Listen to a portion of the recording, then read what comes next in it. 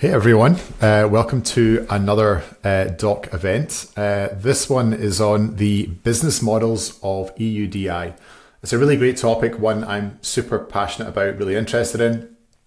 My name's Nick, I'm the CEO of Doc, and I have the pleasure of being joined today by Joran Frick, who is the Senior Manager of Digital Identity at Deloitte. Joran, welcome for coming on. Thanks very much for coming on. Thank you, Nick. Happy to be here. Yeah. I know, it's great. And I think that the first time that we became aware of you, at least, is EIC in Berlin. So I think you did a very similar, or probably updated somewhat, but you touched on many of the similar points I think you'll go into today.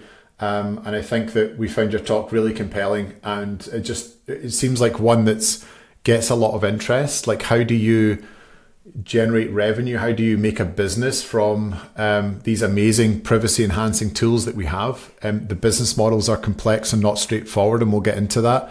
But I think it's a hugely interesting topic. We get lots of engagement on it, and we just thought it was a great thing to have someone with your kind of knowledge and thought kind of relaying this to the audience that we have. So we appreciate you coming in.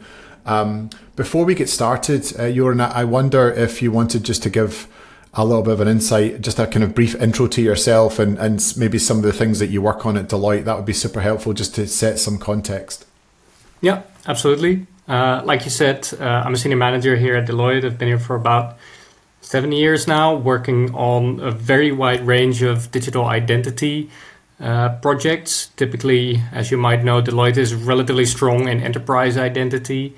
In the past few years, we've been looking a lot more at customer and citizen identity, and that's partly driven from all of the different things that we see develop in this market, including decentralized identity, wallet-based identity, but also just the much stronger focus on delivering better service to users. So the kind of work I do is not technical. It's really more the functional, strategically oriented type of work we have. And I think I do have a slide for that as well, for a bit of shameless self-promotion here. But I work from Belgium. We work in very much an NSE, so EMEA or even global context. So we serve clients Europe and globally wide, so to speak. I'm more on the side that says advice, so any type of advice related to how to run, set up, develop, improve your service delivery based on digital identity, whether for enterprise, customer, or citizen. And with our colleagues, that's also privileged identity. And as a last word on that, we are, I think, in EMEA level, well over 100 identity professionals, with globally even over 4,000. So that's still a quickly growing business, even for us. Yeah, very good. That sounds excellent. And if you're in the audience today, please let us know you're there. You're using Riverside to view this. If you could just drop us a note and let us know where you're listening from. That's always good that we know someone is there. But also, please use the same to send in any questions that you might have, either ones that you thought of prior to the event or ones that occurred to you as Joran gives his talk. So put those in there. The presentation will last, I don't know, anywhere between 20, 30 minutes. And then after that, we'll move into some kind of questions that myself and Francisco, mostly Francisco, has devised for Joran. And after that, we'll take on some audience questions as well. So Francisco will sort through those and make sure we get hopefully all of them answered for you in the time that we have. So without further ado, Joran, I will pass over to you, and looking forward to your presentation. Yeah, perfect. Thanks a lot, Nick. Good business models for decentralized identity, European digital identity wallet. We'll probably focus a lot on the latter in this presentation, because that is driving a lot of the conversations and questions that we get today. It's obviously what's moving in the market most. I will spend some time on other options. To be honest, the business model is not that different between the European digital identity wallet and other types of decentralized identity or wallet-based identity. I guess there's a few more constraints and things to take into account. The goal for today is that we break down a bit of what is a business model really, what are the complexities involved in a business model, what is the typical type of flow and what are the main problems that we want to solve in this business model. So for some of you that have been attending previous talks, this might be familiar. We did add a few extra slides of challenges that we see coming up based on the many conversations that we have on this. Like you said, Nick, there's a strong growing community driven partly by also the large-scale pilots from the European Commission that has taken an interest in this and start identifying some of the same type of questions. I wouldn't pretend to have all of the answers here. In fact, the goal of the presentation is more to make you think about what are the answers that we have to these questions, or what are the needs that we have from other stakeholders in this domain to be solved. I would also mention before I forget that we work a lot with the European Commission directly on this topic. Part of that is doing studies for business models or just more strategic conversations.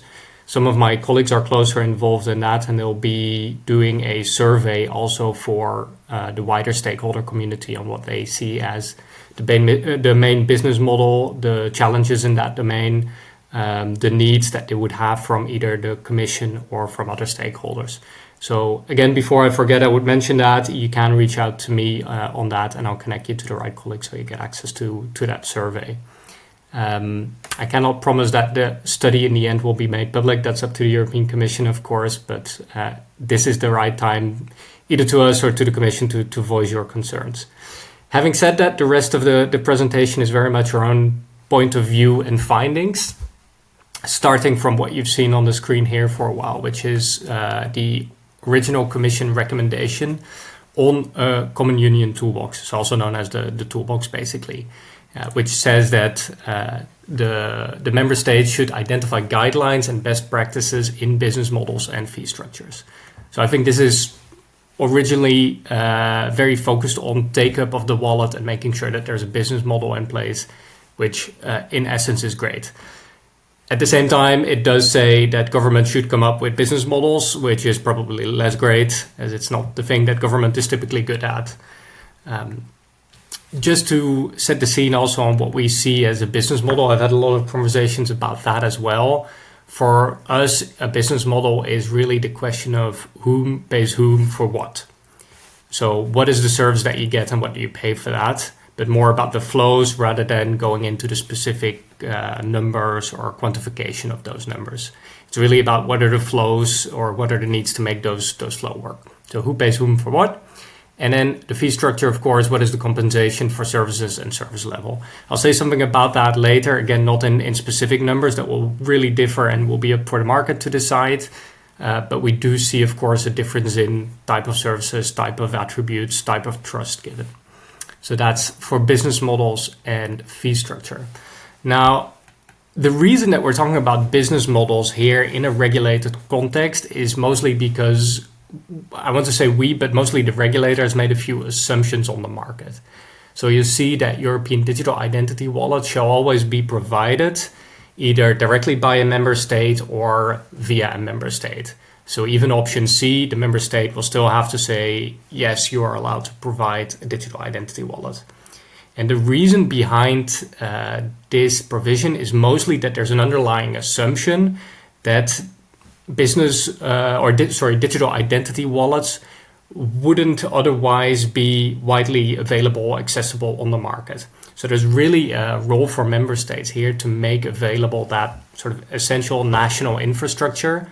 And otherwise, there might not be a guarantee that the service would be fulfilled. In other words, there might not be a sufficient business model for a digital identity wallet.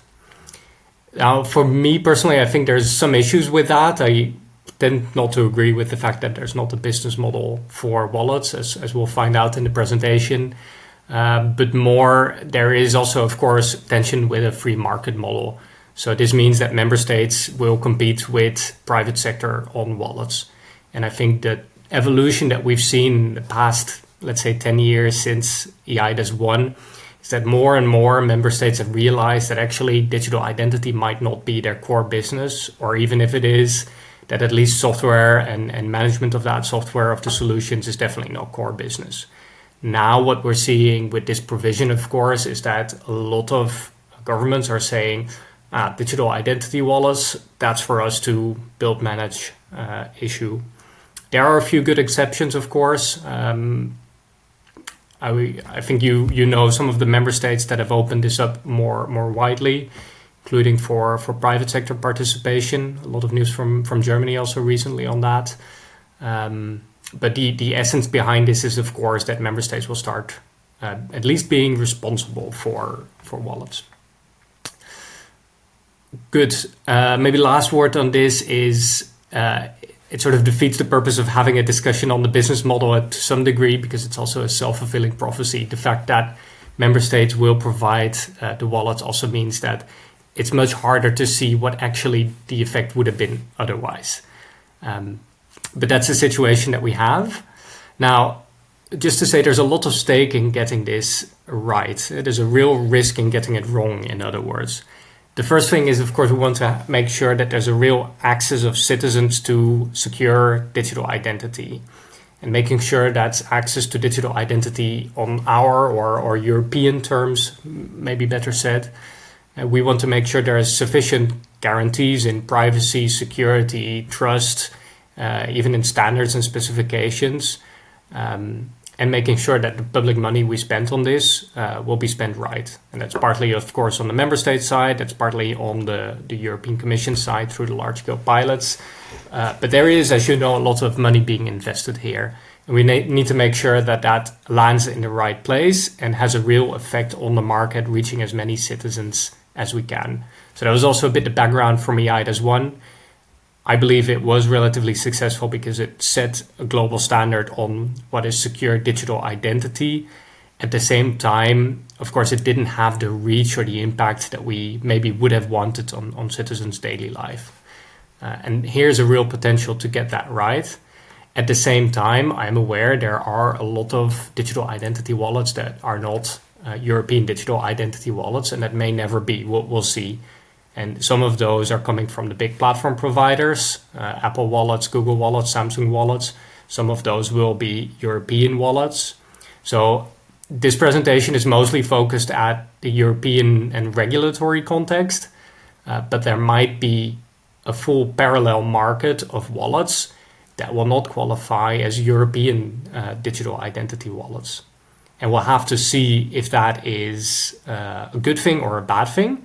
It probably will depend on the trust case. I'll say something more about that later. European wallets will probably focus more on the high trust use cases. At the same time, if we don't get this right, or even if we do, the whole European initiative might be overtaken, of course, by wallets from big platform providers. Good. Having said that, a bit more on the regulatory context of what it says for the specific business models. First and importantly, it should be free for end users. And then I'm speaking mostly about the issue and use and revocation of the wallet, as it's stated in the regulation at least. The same thing for e-signatures. Now I know also there's been a lot of debate on should e-signatures be free? Yes, but to natural persons, so not necessarily for non-professional usage. Their fee could be charged. And it also doesn't mean that suddenly free e-signatures will appear. There's still a debate ongoing, but the idea is that member states might procure this from the market as well. The other possibility, of course, is that member states will take responsibility for issuing signatures, but that would not probably respect the market that is already in place. The wallet should be, or at least the source code should be published open source. Again, there are a few exceptions. The regulation specified unless for duly justified reasons. There is a big discussion ongoing on which parts of the wallet should be open source or not. The wallet should be built on level of assurance high.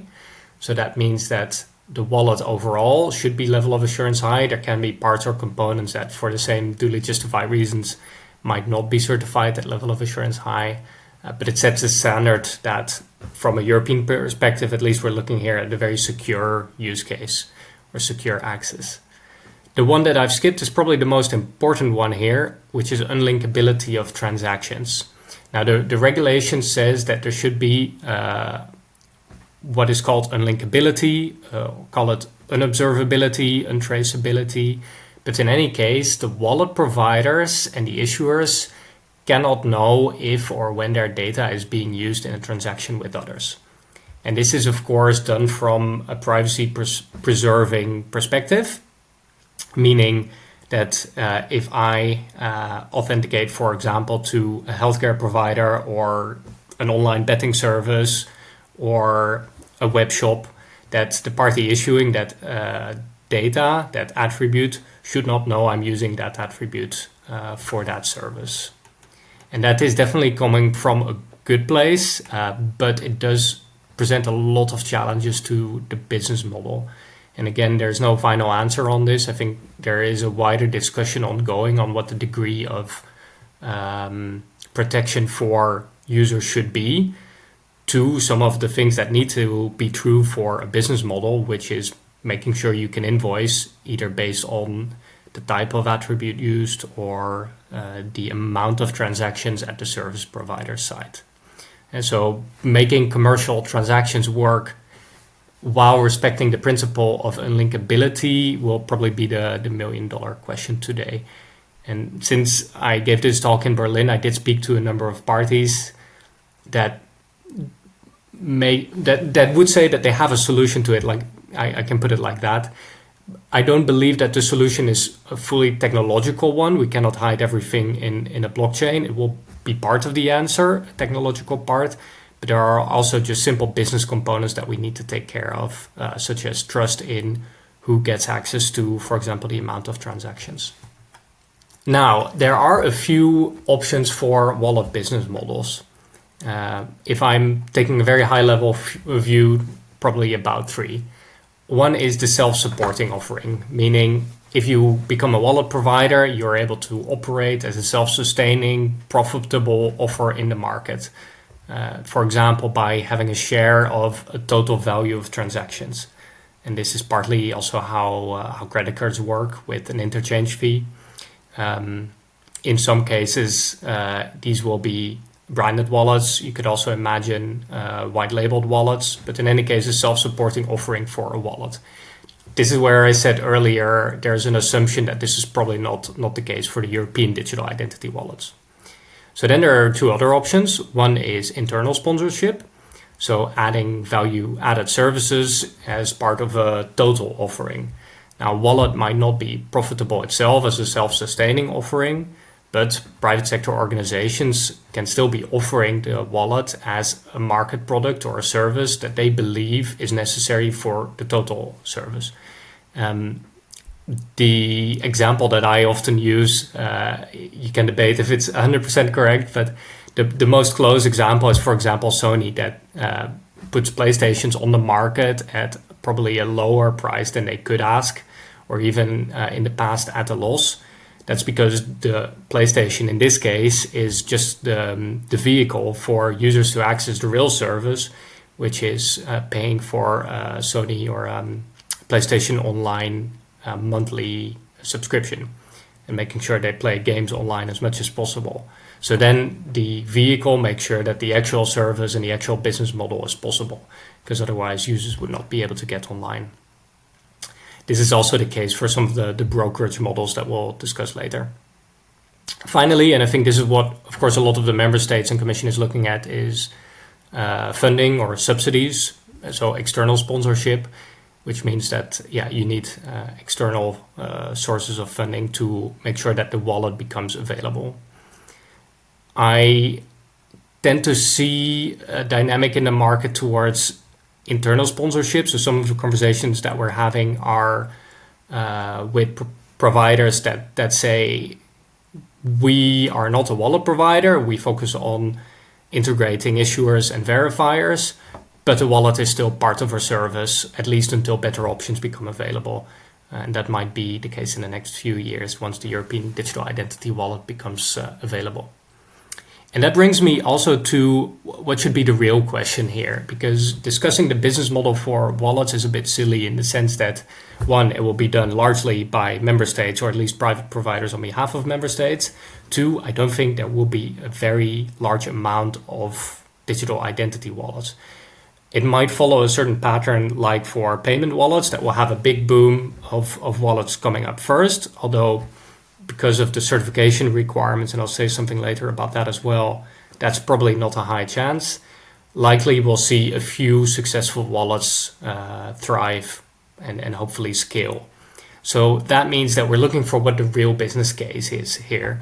And that's typically making sure that the needs of service providers, of relying parties are being cared for. Now, that means that we're moving from the question of what is the business model for the digital identity wallet to what is the business model under which European digital identity wallet ecosystem can be successful.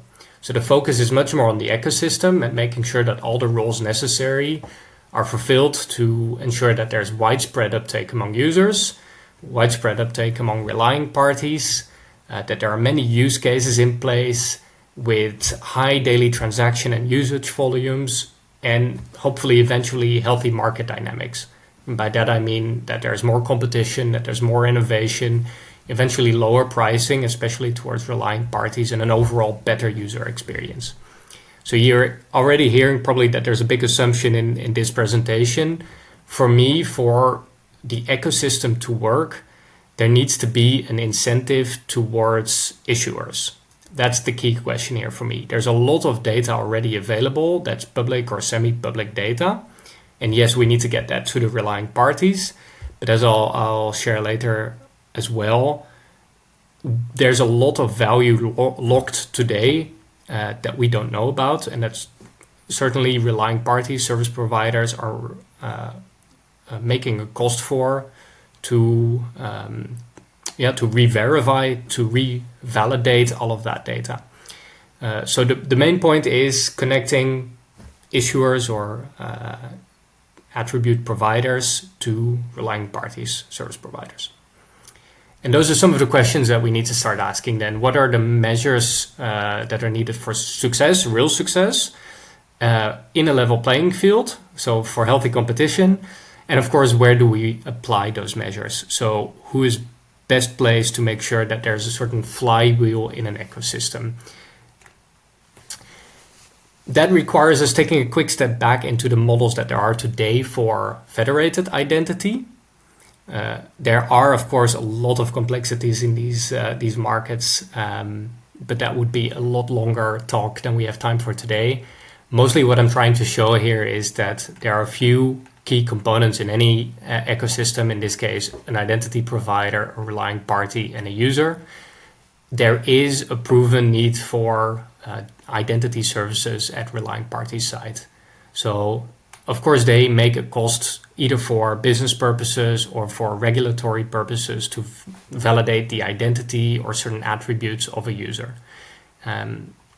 There is typically a willingness to pay to outsource that. A lot of, at least our customers are seeing in recent years that digital identity, like I said in the beginning, is not their core business. They want to make sure that the client needs to get, or the client gets the service that they're offering, the product that they're offering. They don't want to bother with verifying users or making them go through a lengthy and annoying registration process. If the user can bring a validated identity, they are typically willing to pay for that. The downside is that it makes digital identity a lot more visible because suddenly there's a cost center for identity. We're paying X amount per attribute, or we're paying X amount per month to get these users verified. But really, we see that there is a big benefit, and we had this discussion a bit before the session already, of course. And that benefit is simple conversion to more users, more products sold, more services delivered. In any case, the flow is from an identity provider to a relying party in terms of attributes values, which means that the relying party is willing to pay a fee to the identity provider.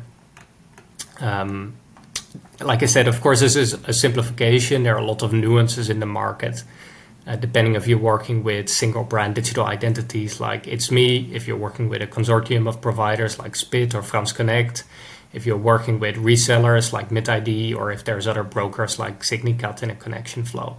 But again, this is the basic flow. You pay for a reusable identity with a core set of data. So far, not rocket science. Now, the European Digital Identity Wallet, or at least decentralized identity as a concept, adds a lot of complexity or opportunity.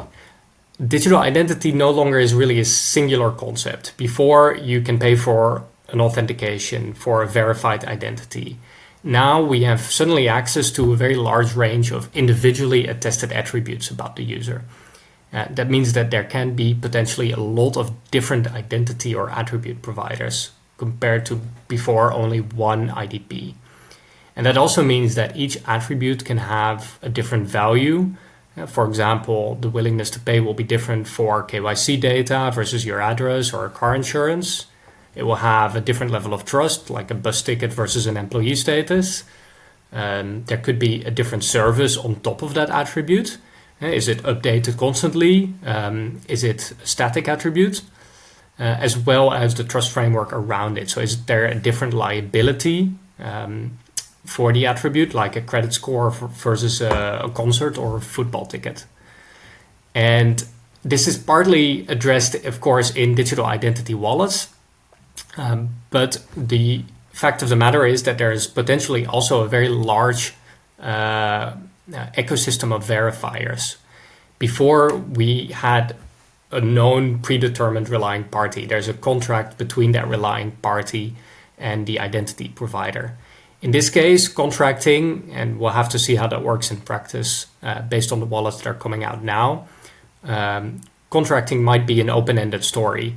We remember probably from COVID times that we suddenly had an attribute, which is an I've been vaccinated QR code, and you could go into a restaurant or a cinema that didn't necessarily have to get a contract before with the issuer of that attribute or the wallet provider. Now, of course, in the future for the digital identity, or the European digital identity, I should say, there are trust lists. Relying parties will have to register wanting that attribute, but that's still something different than having a separate contract in place, let alone the fact that they have clarity on trust and liability, something also to be determined in future trust frameworks. So now, if I translate that to what does this mean for our model, suddenly there's a lot of different relying parties. There is also possibly a lot of QEA providers, so qualified electronic attestation of attribute providers, or just verifiable credential providers, as you will. And that has to go through one or even multiple wallets. So that creates extra complexity that we will have to solve, together with the concept I brought up earlier on unlinkability or unobservability. So the fact that there's different attributes with different values, different services on top, would create the possibility for dynamic pricing. That, of course, is difficult if you cannot see where that attribute is being used. The other part of that equation is that this will lead to typically distributed payments. So my case earlier is that for this whole ecosystem to work, for this flywheel to get up to speed, we need to make sure that there's an incentive for data issuers, for QEA providers. And in a typical transaction, it might very well be possible that different attributes are used. So for example, if I want to rent a car, I will have to present a driver's license, insurance information, maybe information on my bank account. I could have a loyalty card or a loyalty program. All of that I would wrap up in a single transaction and send to the relying party. But all of that data in the background might come from different issuers, of course. And if we want to make sure that the business case works, then all of them deserve part of that reward. Again, we need to find a way around unlinkability. Trust list could play a role in that, but that's something that we're currently still thinking about. One thing to add on that, and just on the value of attributes here as well, is that we, of course, have to make a distinction between high trust use cases, substantial trust use cases, and to some degree low trust use cases, meaning they're, in terms of business model, a different ballgame.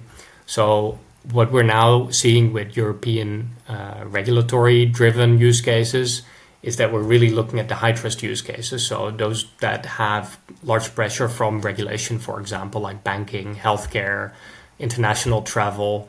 Those are attributes that have gone through a strong verification process. We're very sure that this attribute belongs to this user and is still true today. But the fact of the matter is that those are typically low volume use cases. So typically you would see a higher pricing in the market because there's a lot of cost to verify that specific attribute.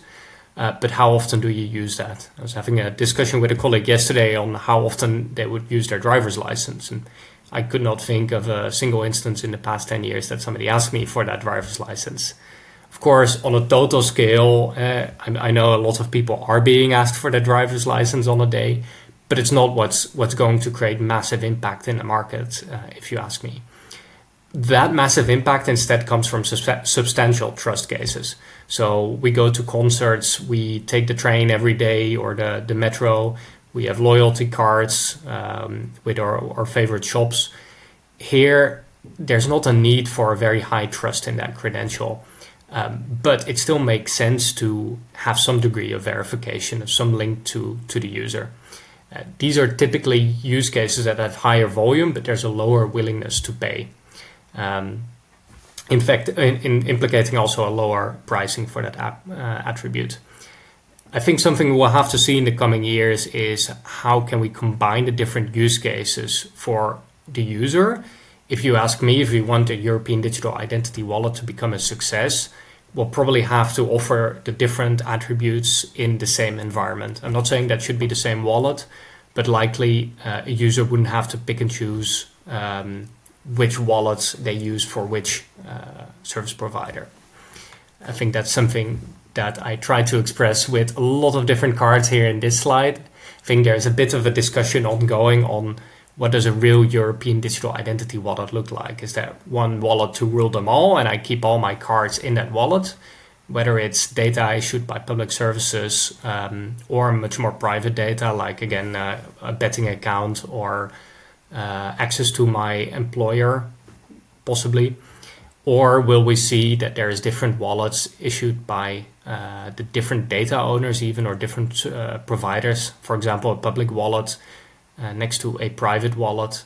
And when I authenticate to a service provider, I could do that, for example, through a broker wallet. As something that visualizes all of the different data that I store in different data sources without me having to pick, it's my train company, so now I have to go to my train wallet. We'll have to see how that plays out, and they might very well exist next to each other.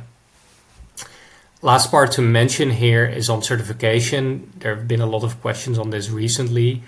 I mentioned earlier that I don't expect that there would be a very big boom in wallets suddenly, because the wallets, at least for becoming a European digital identity wallet, you would have to be certified at European level, which is quite high cost. That's the future model. I'm saying European model. In the meantime, for the next 5 years to be seen, wallets will still have to go through national processes. Now that means that in theory, you would have to go through a recertification process in each member state where you want to issue a wallet with the local bid. For users, of course, it means they can reuse the wallet in different member states, but for a wallet provider, you'd have to get recertified. So again, that adds a potential cost that would have to be recuperated on the market. Good. Coming back to the business model itself, there are a few options. For example, the verifier pays issuer, the issuer pays, or the user pays issuer. Now, in this case, I'm skipping a few steps, but I think the very logical one is, of course, that the verifier pays the issuer. That means that the relying party, the verifier, really enjoys that benefit of having access to a pre-validated, pre-verified attribute, a cost that they wouldn't have to make themselves. Again, they would reward an issuer for making available that credential, either one time or dynamically. Of course, there are examples of the issuer pays. For example, if you get a diploma, you could ask for making available that diploma as a verified credential. That's typically part of a mandate of that organization. In some cases, there will be a user that pays the issuer for the credential. It's not preferred under the European Digital Identity Wallet. But I'm not sure if that would be more than a cost recuperation. I don't think there's users willing to go through a payment unless it really helps them. Good. I think I've come to some of the conclusions already. Just adding to what is the business model under which the wider ecosystem can be successful. Well, like we said, we need to get that flywheel going of making available attributes, which leads to new use cases, which leads to more reward to issuers. So the assumption really is here that we need to drive that availability of QEAAs. So if you ask me what measures should we take and where should we place our money, it's really on starting that flywheel with QEAA providers. We don't want to burden the wallet, let alone the user, with those transactions. And we want to make sure that we invest in a trust and liability framework so that despite having a very open ecosystem, all of the parties know what their roles, responsibilities, and potentially liabilities are as well. Good. I think I've come to the end. I know there will be a lot of questions on this, Nick. Yeah, thank you very much, Joran. It was great to hear you run through that. I caught bits of it the last time, but with it being an event, I was kind of all over the place, and my head was too. So it's really nice to focus on what you're saying. So I appreciate you taking the time to run through that. And yes, it has raised many questions. I've got a few myself, and also I can see some trickling in or coming in from the people watching as well. So we'll get right into those just now. So during your presentation, you mentioned that the organizations within specific sectors will collaborate and they'll kind of build these ecosystems. I think the sectors that you mentioned are things like financial services, healthcare, travel is very popular as well. We can see probably lots of use cases there. What types of organizations within those verticals do you think are best positioned to create and lead those ecosystems? Because I think in many places, sometimes the leader of the ecosystem might be the one to derive the most benefit. And I'm probably thinking more about private ecosystems rather than some of the public ones. But what are your take in terms of the industry verticals? What do you think are going to be the most lucrative? And who do you think is going to set up and organize those ecosystems? No, it's a very good question.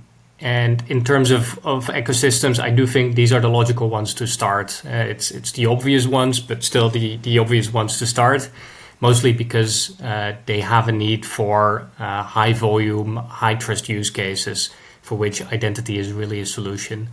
Now, we see some of the organizations within those verticals that have a more conservative approach.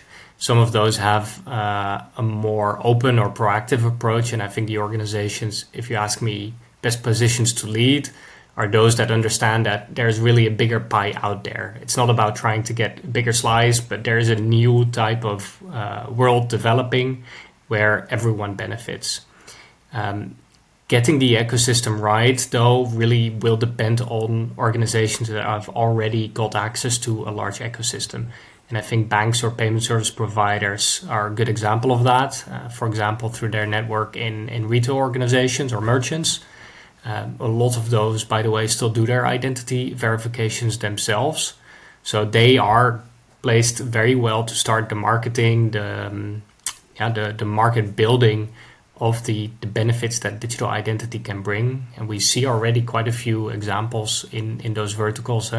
I personally like the known traveler digital identity one, for example, in international travel. It's organizations working together in that value chain to help solve a specific use case based on an existing flow of users. Yeah. I think it's also important to point out, Joran, that I know that your talk was specifically about EU ID stuff, but I also think that it's probably worth people in the audience, if they're not already aware, that obviously the EU ID has a very specific idea about those ecosystems and the roles within them, and has kind of been obviously mandating for those within the regulations. But I think it's also important to point out that outside of that there's a lot of this capability exists today within the private sector for anyone to come along and create these ecosystems and bring their partners into them and start working. So I'm not saying that I necessarily expect you to answer that, although you're welcome to do so, but just pointing out that actually there's a lot of business a lot of work going on within the private sector that facilitates the business models around this, so it's not just necessarily what's happening within That's a very good point, Nick. I think we spent a lot of time talking now about the B2C use cases.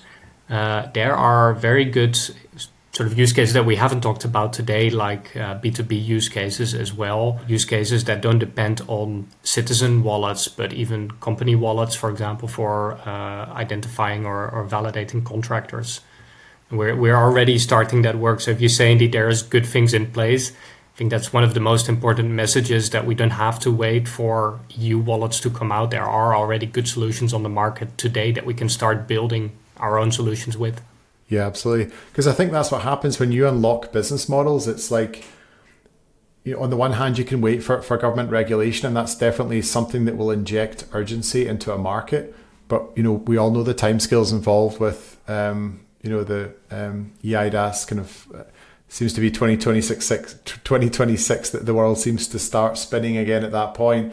But of course, there's a ton of stuff going on before that. And I think when you can provide participants in these ecosystems with clear business models, that will inject the urgency and get it moving much faster than that. So I think it's really an interesting space. Kind of moving back to your presentation as well, it'd be interesting to get your take on what are the biggest challenges that you see organizations facing forming these ecosystems, particularly around establishing trust and managing kind of liability, which is obviously a really important part in all of this. Yeah. I think probably the first hurdle is realizing that digital identity is available out there. We spent a lot of time talking to leadership to convince them that this is a good thing to invest in and to centralize and to rely on external solutions. I think a lot of people will recognize that. So from a business point of view, it's really the change management around this. From a practical point of view, like you said, it's around trust and liability. We are often focused on making the technology work, but the technology is not really the most difficult part. It's really about getting that value chain right, knowing if that value chain looks different now with different partners, but then establishing who is liable for which part of the transaction. Is that just the authentication? Is that the validity of the underlying credential?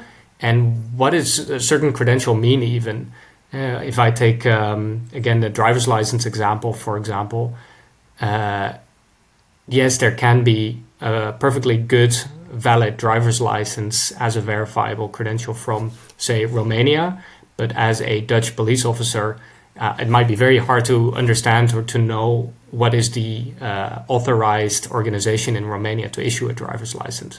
So we'll need to find good ways to convey what the meaning is, what the value is of a credential, rather than saying, yes, this is a driver's license or any other type of attribute. It goes for all these type of attributes that claim, yes, you're a registered doctor, or yes, you're an employee. You need to make sure that the meaning behind that credential is clear in the specific use case that you're addressing. Yeah, very good. And we talk about ecosystems. Certainly there's at least kind of two distinct types I'm aware of. You can have a closed ecosystem where someone who's running that ecosystem, whether it's, you call them an administrator or a convener, but they're inviting in participants. They could be issuers, they could be relying parties or verifiers that they know and they have an established relationship, and only they get to play inside their ecosystem. And that's a kind of private or closed kind of ecosystem. Then you get this notion of open, which is really, really exciting as well. But you can also see fraught with danger, where you might have credentials being issued by people that either that just come into the ecosystem, that feel that they can play, they can fulfill the regulations and obligations, and also the same on the relying party side, the verifiers. Anyone can come in, and provided they can provide the service, they can participate. How are you seeing that shape out? Do you think we're going to see it all at once, or do you think there's going to be some kind of gradual rollout of complexity? I would say definitely the latter. Something that we should actively strive for is setting up these smaller ecosystems and start small based on a very specific and known use case. And that goes for the big type of external identity that we just discussed, as well as the private, more closed use cases that you spoke of earlier. In any case, I think we need to start connecting within known ecosystems Like I said, on a specific use case for a specific type of flow, like healthcare attributes, or for making sure that my employer knows that I indeed graduated from university. But there's a lot of examples that we don't know today. So for me, a lot of the communications that I'm seeing out there is trying to boil the ocean, and we try to capture all of the use cases at once, and then hope that if we throw a wallet against it, it will be successful. That's for me not how it's going to be successful. Yeah, I think that's the problem, is that you really need to be specific and focus on it quite narrowly, I think, and get something right and then build it out from there. As you say, trying to do too much all at the same time is likely going to lead to disaster. In terms of another thing that we talk about is obviously the pricing in these ecosystems. I think within the EU wallet scheme, like you said, a lot of that is around there being no charge initially, and maybe the member states need to figure something out. But I'm not sure that's something that they'll be necessarily that good at. So probably when I'm asking this question, I'm thinking more kind of diverging into like private sector ecosystems where, maybe there's a bank or there's an identity verification provider setting up an ecosystem with all its participants in it. Within those types of environments, do you go through discussions within your day-to-day work around who is governing pricing and things like that within these ecosystems? Yes, it depends, of course, on the type of solution. For me, the sort of ideal world is a world where we have very dynamic pricing, potentially per attribute, based on what is the market willing to pay for a certain service or an attribute. But today we're just not there. It's not that type of market. It's not a liquid market yet. Maybe I'm wrong. Maybe we'll just see this as a service sold on top of other services. That's possible as well. For now, it's a type of pricing that's really driven, of course, by the parties offering solutions, digital identities, or services around that. And I think sometimes that's a bit hit or miss. We're experimenting with what are verifiers willing to pay, how much competition is out there, and what's sort of the minimum that as a relying party I can get away with in verifying. I think EID has made a big step to saying this is what level of assurance high is, this is the level that you need to reach. Now we're competing a lot on what is the cost of an initial verification, like enrollment of a user. But I'd be very excited in seeing a market where we can pay for a type of attributes like an address, a proof of income, that type of variation between use cases. Got it. Yeah, it's fascinating. And do you see, kind of looking ahead into the future a little bit here, Joran, which I guess this whole talk really is, do you think we'll get to a point where you get this notion of, at the moment we talk about ecosystems, and to me, it's exciting. It's definitely moving forward, but you definitely can see how you're entering another data silo structure, where you have, an ecosystem for around a specific, set of companies working in a small sector. That's the way it will start for sure. But again, that's kind of what we've got already, to some extent. Do you think you'll get to a point where these ecosystems will be able to interoperate or even have a notion of what's inside other ecosystems? That's the ultimate goal, of course. The fact that we start small doesn't mean that we have to stay small. I think the ideal goal is that we find interoperability in ecosystems. There is a lot of good ongoing work around standardization and interoperability, including from the European Commission, driving interoperability together with standardizations organizations through the architecture and reference framework. I think the good thing is that we're seeing on a global level reach outs to Europe from, for example, the US, from Japan recently, from Singapore, Australia, on, hey, what are you doing with digital identity? Can we follow that? Can we do something similar? How do we work together? Also closer to home, in the UK, for example, it'd be very important that we're working together with the digital identity trust framework there to make sure we're interoperable. And I think this will be very much driven by the type of users going abroad, but certainly also by that standardization effort. Yeah. There's also something DOC is involved in, is the Global Acceptance Network, the GAN, which I'm not sure if you've heard of, but it's certainly having this notion of an ecosystem of ecosystems with a view that it's kind of connecting a lot of these together. So it's an interesting time, and I think we might see a number of different organizations trying to have a crack at this vision of connecting all of these together. So it's definitely going to be a watch this space moment. Are you anticipating any other business models to develop over time? So we talked a little bit about Verifier Pays Issuer. I agree 100% that you have to start the ecosystems don't start without credentials. That's the simple fact. And until you actually incentivize the issuance of those credentials, we're basically stalled. So there's no argument for me on what you said there. But do you see like more other types of business models developing in time besides the kind of three I think that you mentioned? And for example, could you see maybe a mix of the three different types that you mentioned coming together, where there's a holder paying, there's also the relying party paying the verifier pays issuer, but maybe there's also a notion where the issuer pays because they're actually also consuming that credential. What are your thoughts there? Yeah. Well, the safe thing, of course, is that the three buckets are probably large enough to fit any future business model. But you are right. I think it will be some form of hybrid or mixed version in the future, certainly based on some form of transaction fees. It still has to be workable for each party here. There are other models as well. For example, Microsoft, as many will know, are very interested in decentralized identity, very active in this domain. Their business model is not specific to decentralized identity, of course. They sell a total license. That total license gives access to a very wide range of services. At the same time, they are also one of the organizations that have access to a potentially enormous set of data through all of the organizations that are working with them. So my point being is there's not a strict split between what's an issuer and what's a verifier. A verifier today might be an issuer for another type of data tomorrow.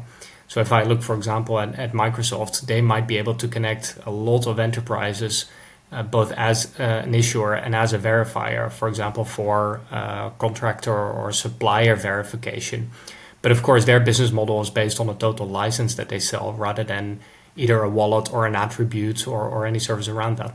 I think as well, I see like we talk a lot about this in social media, LinkedIn and things like that. And one of the quite common comments that comes through is the thought that we would be ignoring the holder in all of this. And I don't think it's certainly not that way for me, where you can absolutely see where the holder should be benefiting, where maybe data that's theirs, that they've been used for verification, that they receive some reward.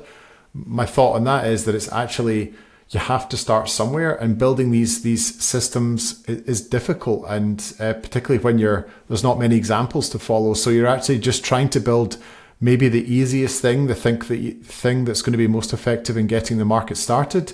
And I absolutely 100% think holders should be benefiting from this as well. But that's just going to take time to build in, and also just to understand how companies and individuals are going to consume all these systems and ecosystems that we build. But I definitely see a situation where holders, absolutely, individuals should be getting paid for their data being used. Yeah, that's a very sensitive discussion, of course. There's been a lot of news in the past few years, but again last week about for example, banks being able to resell the data that they have on you for marketing purposes. And then the question becomes, to what extent is that data anonymous or sufficiently broad, covering a lot of users, and not to be able to relate directly to you? At the same time, holders themselves can perfectly well be issuers. The question is more, where is the trust coming from? And to be honest, a lot of the value in the attribute is not even coming from the data point itself. I can perfectly tell you what my address is. The value of the attribute is coming in what the trust on that attribute is, and what is the liability on the party assuring that information. How much are they willing to bet on that this is indeed my address? That's where the value is coming from. So from that perspective, it will probably be harder to reward holders. But at the same time, there will be benefits for them, that's for sure. We could have gone off into the weeds a little bit there, but good to stay on the path, I think. And we've got a few audience questions to get through, and I think I've probably taken up quite a lot of time already, but let me just try and see what else that I think is really interesting. Are you seeing any kind of existing processes that the digital ID credentials can enhance or improve? And that could be, specific to businesses. Where are you seeing other improvements that they could make? So maybe they're looking for revenue opportunities, but maybe there are other areas, Joran, where they could actually see some business efficiencies. Yeah, the most questions that we get are actually on the simple use cases today. So mostly on customer registration. The most simple use cases in customer identity is basically a variation on federation that we have today. In a way, federation seems like an old concept. Many of the organizations we work with or see out there don't have federation yet, but are still asking their customers to create a new account. And to me, that is very annoying when I see that, and it will probably drop off like a lot of other users. So the first step is to use either federated identity or decentralized identity as a way to log on. Once you're there, it will improve typically the amount of screens you have to go through in order to provide data or validate data.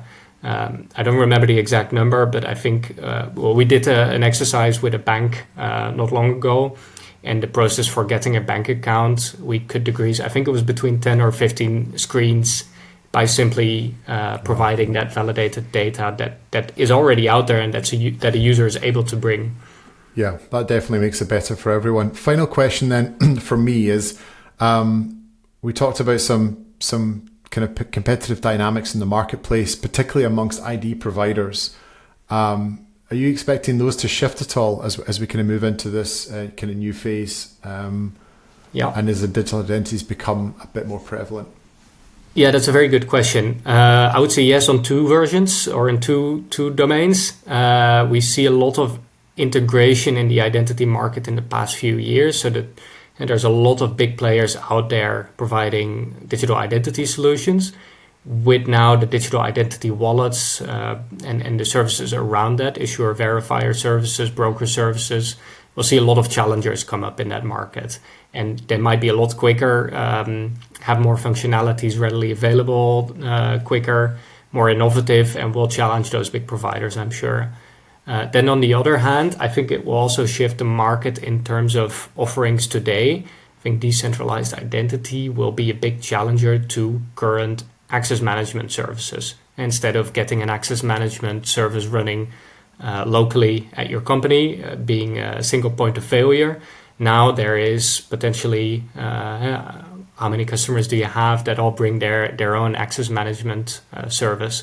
So why still offer that centrally? I think that will be a very big shift in the market soon. Yeah, interesting.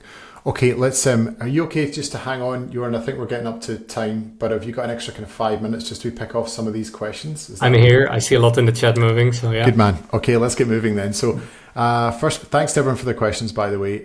Really appreciate it. Steph was first up. She's asking, when you say we need an incentives towards issuers, does that mean that you assume that relying parties or verifiers will always benefit? That is the biggest assumption here, yes. In the end, we're trying to solve a solution for the relying party, either because of a regulatory compliance issue or simply because they want to offer better service, UX, UI, to their consumer. And now the point is, of course, if we solve a problem for them, they will want to pay.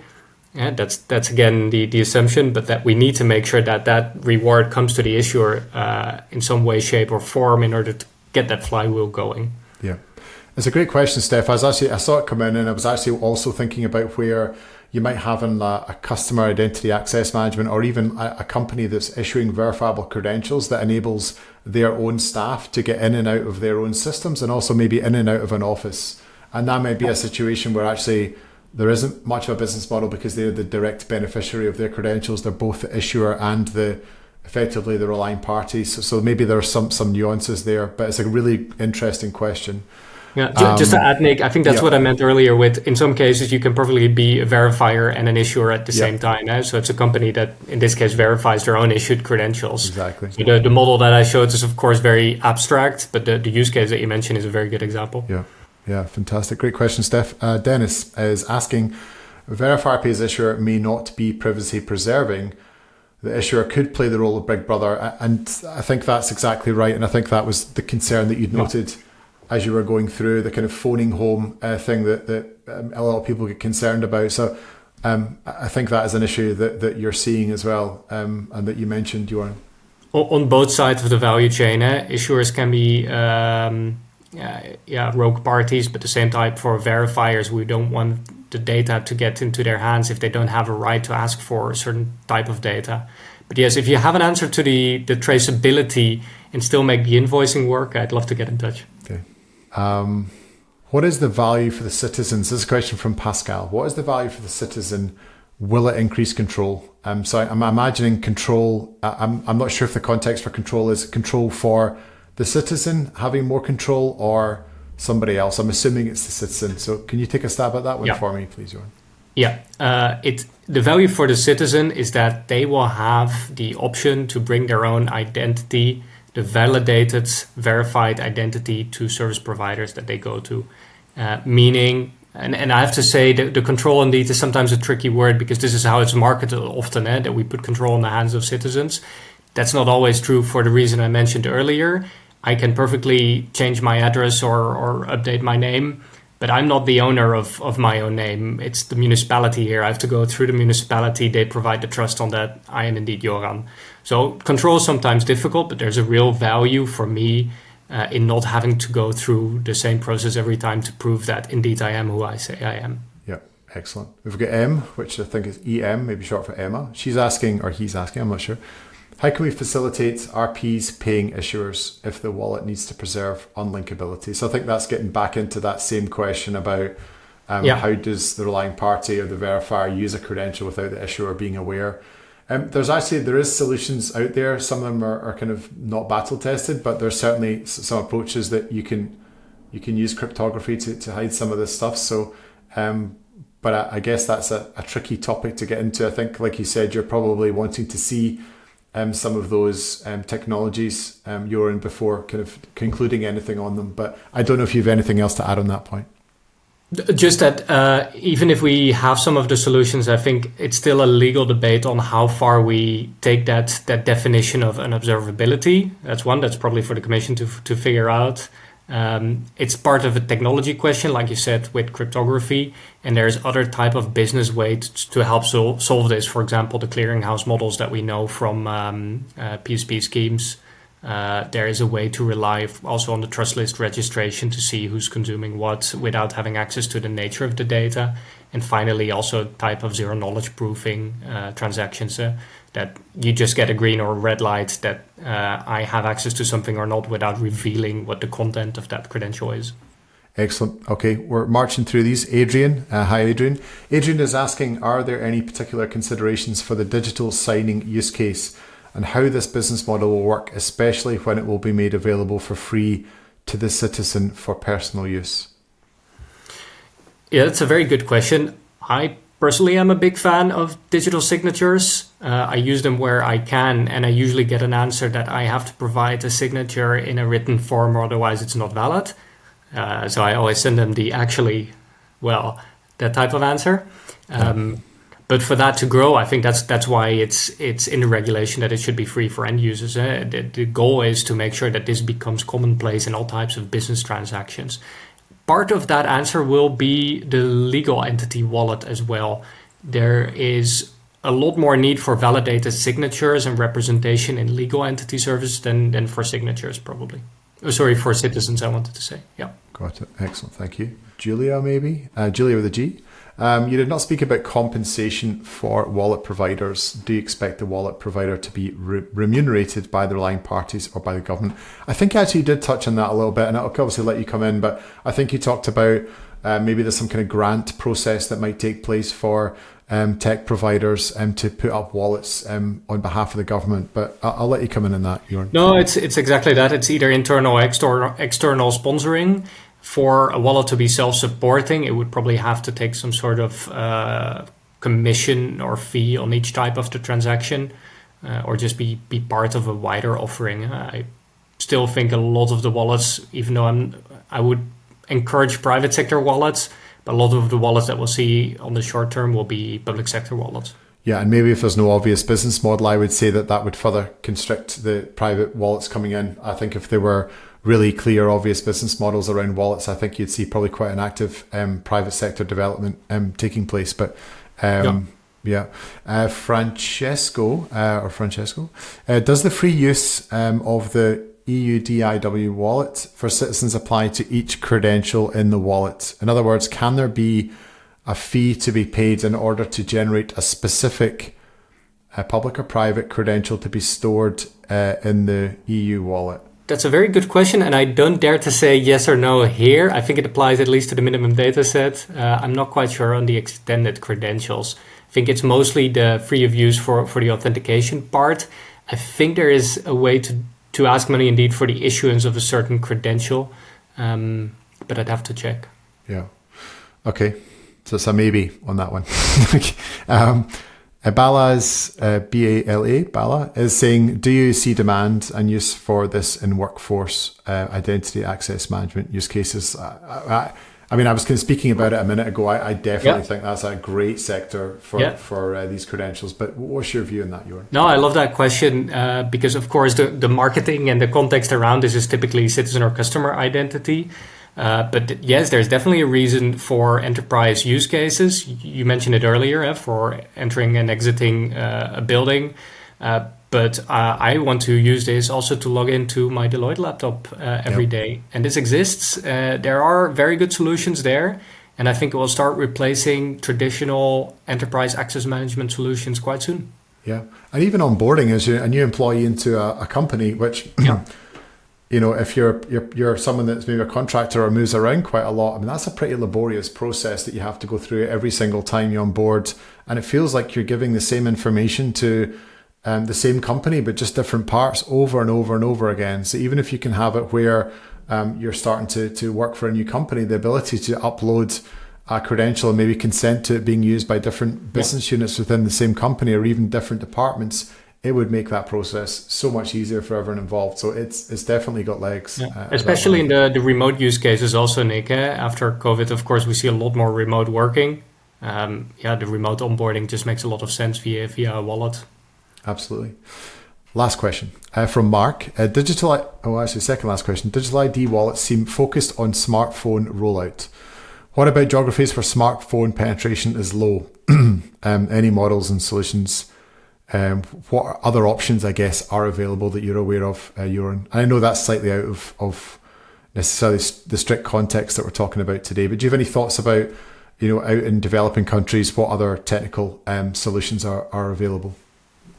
Yeah, so there's a few different models, of course. I think in Europe, smartphone is obviously the most logical solution, especially if we're using level of assurance high type of use cases, which rely on chips or HSMs that can store that type of secure cryptographic operation.